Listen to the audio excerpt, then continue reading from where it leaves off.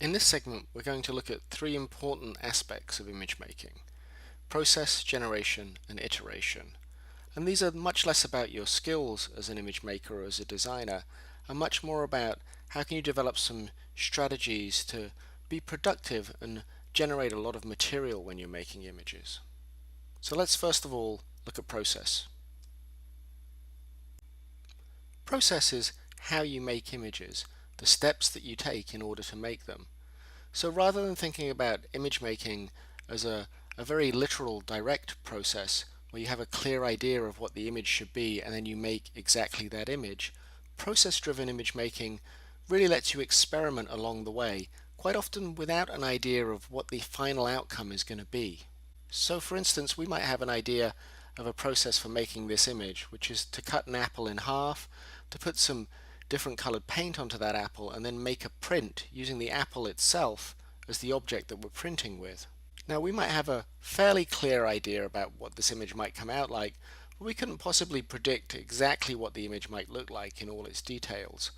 And if we start to add more steps to our process, so here for instance is the image overprinted a couple of times, we actually start to get even more interesting results. And there's no real way that you could have visualized these results in the first place. You could have had a rough idea of what you think is going to happen or how you might want the image to feel, but the exact details are really down to the process itself. So here's another example where the designer made the shape of an apple out of some pieces of cardboard and then used those pieces of cardboard as a plate to make an image from by either coloring the image in or by rubbing over the image.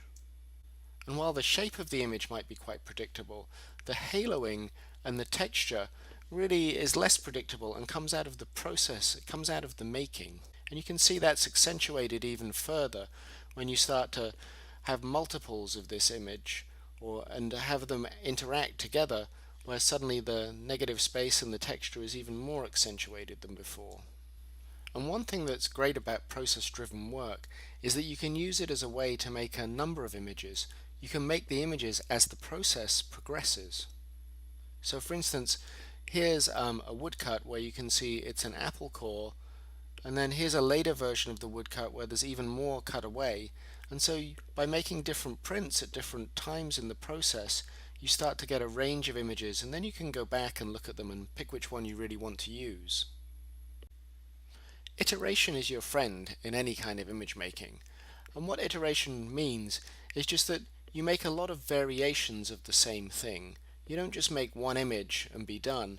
You actually redraw the same image, try and remake it, rework it, make slightly different versions of it.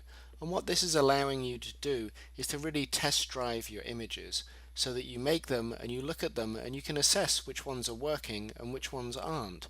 And sometimes the easiest way to do that is really to look at the image and say, well, is this one better than this one?